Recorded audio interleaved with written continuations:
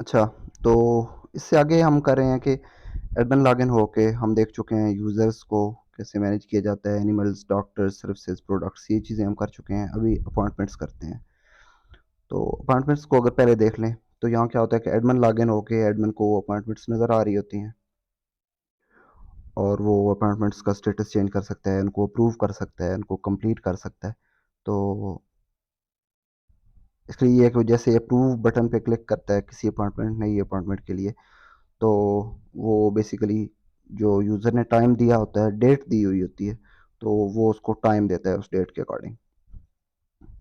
तो ये टाइम देने के बाद इसका स्टेटस कन्फर्म्ड हो जाता है और आफ्टर अपॉइंटमेंट एडमिन इसको कंप्लीट कर सकता है। ठीक है, कंप्लीट करने पे उसका स्टेटस कंप्लीटेड आ जाता है।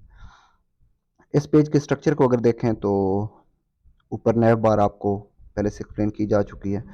तो यहाँ पे सबसे पहले अपॉइंटमेंट्स को डॉक्टर के नेम के साथ सर्च किया जा सकता है। ठीक है, आप ये देखें कि मिसाल तौर पे हम सना मलक की अपॉइंटमेंट्स देखना चाह रहे हैं सिर्फ, तो हम उसकी अपॉइंटमेंट उसको सिलेक्ट करके डॉक्टर सना मलक को हम गो करेंगे तो सिर्फ उसकी अपॉइंटमेंट आएगी। ठीक हो गया। और इसी तरह हम इसको किसी यूज़र की अपॉइंटमेंट सर्च करना चाह रहे हैं, मिसाल तौर पे अली खान की करना चाह रहे हैं, तो हम वो कर सकते हैं। और इसी तरह डेट वाइज अगर सर्च करना हो कि किसी डेट की स्पेसिफिक डेट की सर्च करना चाहे एडमिन, तो वो भी कर सकता है। जैसे कि हम ये अपॉइंटमेंट उन 29 मई की सर्च करते हैं। ठीक है,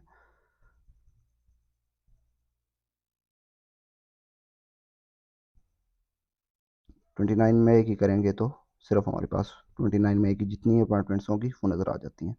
तो इसके स्ट्रक्चर को देख लें कि पहले 3 हमने बनाई हैं, ये इनपुट फ़ील्ड्स बनाई हैं जिसकी वजह से हम सर्च करते हैं, और उसके नीचे टेबल बनाया है जिसमें अपॉइंटमेंट्स शो हो रही होती हैं, और एक्शन के अंदर हमने डिफरेंट बटन्स बनाए हैं। तो ये भी ऐसे ही है कि आप एक और चीज़ नोट करें कि जब किसी भी डॉक्टर को सर्च करने के लिए आप करते हैं, तो ऊपर आप नैव बार के अंदर देखें तो डॉक्टर की आईडी, जिस डॉक्टर को सर्च करना हो वो आईडी इधर ऊपर डिस्प्ले हो रही होती है। और इस तरह अगर यूज़र को करेंगे तो यूज़र की डिस्प्ले होगी, डेट वाइज करेंगे तो डेट की डिस्प्ले होगी। ठीक है, तो ये यहाँ से हम गेट करते हैं और फिर नीचे क्यूरी में हम चला देंगे कि हमें इस डॉक्टर की अपॉइंटमेंट चाहिए। तो इसका कोड हम देखते हैं तो आपको मज़ीद समझ आ जाएंगी चीज़ें। ये चीज़ें सारी सेम है। ठीक है, पहले भी एक्सप्लेन की जा चुकी हैं। यहाँ से जो हमने ऊपर नैव बार से यहाँ से चीज़ें गेट करनी है, यहाँ पे जो आती हैं ऊपर, जब हम कोई सर्च फिल्टर लगाते हैं तो उसके लिए, तो हम सबसे पहले कहते हैं डॉक्टर आईडी, एक हमने वेरिएबल लिया है, इसको वैसे हमने ज़ीरो कहा हुआ है, और हम कहते हैं इफ़ इस सेट डॉक्टर आईडी, तो डॉक्टर आईडी वेरिएबल के अंदर कर दो। इस सेट डॉक्टर आईडी, इसका क्या मतलब है? इसका मतलब है कि ये अगर सेट हुई हुई है डॉक्टर आईडी, अगर कोई आ रही है तो वो गेट करके हम इस वेरिएबल के अंदर यहाँ पे सेव कर देते हैं। इस तरह यूज़र आईडी को भी हम सेव कर रहे हैं, अपॉइंटमेंट डेट को हम भी सेव कर रहे हैं। तो जब भी कोई सर्च फिल्टर हम लगाते हैं तो वो अकॉर्डिंगली उसकी जो भी वैल्यू होती है वो हमारे वेरिएबल में आ जाती है, यूज़र आईडी हो, डॉक्टर आईडी हो या डेट हो। ठीक है, उसके नीचे हमने 3 इनपुट फील्ड्स के लिए ये बनाया है। डॉक्टर नेम के लिए हमने क्यूरी चलाई है सेलेक्ट ऑल फ्रॉम डॉक्टर्स, और वहाँ हमने वाइल लूप लगा के सारे डॉक्टर्स को फिल कर दिया है। जैसे कि इधर देखें, ये सारे डॉक्टर इधर, जितने भी डॉक्टर होंगे वो डॉक्टर यहाँ डिस्प्ले हो रहे हैं, और इन डॉक्टर्स के आगे हमने डॉक्टर नेम के साथ डॉक्टर स्पेशलाइजेशन भी पेरेंथीसेस के अंदर दी हुई है। ठीक है, तो इधर डॉक्टर पहले नेम डिस्प्ले होता है, उसके आगे उसकी स्पेशलाइजेशन डिस्प्ले होती है। ठीक हो गया। और इसके बाद हमने बनाया है यूज़र वाला, select all from user where user type is to 1। जितने भी यूज़र होंगे रजिस्टर हुए हुए वो आ जाएंगे, और उनका नेम डिस्प्ले होगा, और उनकी उस नेम के साथ उसकी आईडी होगी। ठीक है, आईडी डिस्प्ले नहीं होती, लेकिन उस नेम के बैक एंड पे जब उसकी हम गेट करते हैं तो आईडी गेट होती है। इस तरह एक हमने इनपुट फील्ड बनाई है, इसकी टाइप हमने डेट रखी है, और उसका नेम हमने अपॉइंटमेंट डेट रखा है। ये भी जब गेट होती है तो हम ऊपर मैंने आपको बताया था कि अपॉइंटमेंट डेट गेट होती है और इस अपॉइंटमेंट डेट वेरिएबल के अंदर सेव हो जाती है। तो उसके बाद हमने क्यूरी चलाई है सेलेक्ट ऑल फ्रॉम अपॉइंटमेंट्स। तो बेसिकली हमने यहाँ पे सारी अपॉइंटमेंट्स डिस्प्ले करनी होती हैं। ठीक है, तो उसके बाद फ़िल्टर लगाने हैं। तो अपॉइंटमेंट्स में अगर आप देखें तो इसमें सिर्फ अपॉइंटमेंट्स नहीं शो हो रही, डिफरेंट टेबल्स डाटा आ रहा है कि डॉक्टर्स का डाटा आ रहा है, कस्टमर्स का डाटा आ रहा है, एनिमल्स का डाटा आ रहा है, सर्विस का डाटा आ रहा है। तो हमें सारे टेबल को ज्वाइन करना पड़ता है।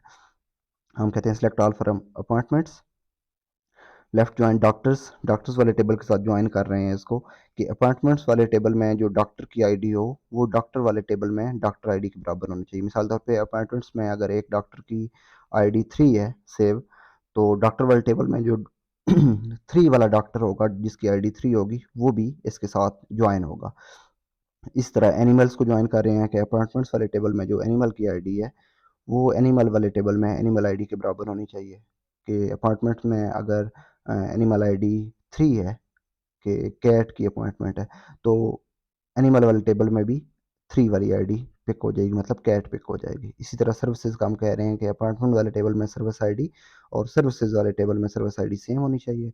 और यूज़र वाले टेबल में यूज़र के साथ ज्वाइन कर रहे हैं कि अपॉइंटमेंट वाले टेबल में जो यूज़र आईडी है, मिसाल तौर पे यूज़र नंबर 5 जिसकी आईडी 5 है उसकी अपॉइंटमेंट है, तो यूज़र वाले टेबल में से 5 वाला यूज़र सेलेक्ट हो जाए। तो इस तरह क्या होता है कि जिस यूज़र की अपॉइंटमेंट होती है और जो सर्विस होती है, जो एनिमल होता है, जिस डॉक्टर के साथ होती है, वो सारे एक ज्वाइन हो जाते हैं। ठीक है, तो यहाँ से इस क्यूरी से क्या होगा, इससे सारे प्रिंट हो जाते हैं, सारे इधर आ जाते हैं। ठीक है, इससे हमें सारा डाटा मिल जाता है। जबकि हमने आगे फ़िल्टर भी लगाने हैं, इस फ़िल्टर को हम बाद में देखते हैं। ठीक है, पहले हम इस सिंपल इसको, जब फ़िल्टर ना लगे हों तो ये क्यूरी चलेगी और व्हाइल लूप के थ्रू हम चला रहे हैं, हमने टेबल बनाया है ये। ठीक है, और आप इसको माइनस कर सकते हैं, ये मैंने वैसे डिस्प्ले करने के लिए की थी। अच्छा, व्हाइल लूप हमने चलाई है ये, और इसमें हम डिस्प्ले करते जा रहे हैं। ठीक है, डॉक्टर, पहले डॉक्टर का डाटा डिस्प्ले किया है, उसके बाद यूज़र का डिस्प्ले किया है, उसके बाद एनिमल्स और पेट पेट का जो है वो डिस्प्ले किया है, फिर सर्विस का डाटा डिस्प्ले किया है, फिर अपॉइंटमेंट डेट और अपॉइंटमेंट टाइम। तो जब अपॉइंटमेंट अप्रूव नहीं हुई होती तो वहाँ पे टाइम 00 आ रहा होता है, लेकिन जब एडमिन उसको अप्रूव कर देता है तो जो टाइम एडमिन देता है वो डिस्प्ले हो जाता है। हम कह रहे हैं कि इफ़ अपॉइंटमेंट डेट स्टेटस अगर 0 हो तो पेंडिंग डिस्प्ले कर देते हैं, अगर 1 हो तो हम कन्फर्म्ड कर देते हैं, अगर 2 हो तो कंप्लीटेड कर देते हैं। तो ये भी कैसे होता है कि जब अप्रूव करेंगे इसका स्टेटस डेटाबेस में अपडेट कर देते हैं, तो जिसकी वजह से यहाँ पे अप्रूव्ड आ जाता है या कन्फर्म्ड आ जाता है। ठीक है, और इसी तरह इसको कंप्लीट करेंगे तो कंप्लीटेड आ जाएगा। ठीक है, अच्छा, उसके बाद जो हमने बटन बनाए हैं, एक बटन बनाया है हमने अप्रूव का, एक बनाया है हमने डिलीट का, और हम्म, और एक कंप्लीट का। ठीक है,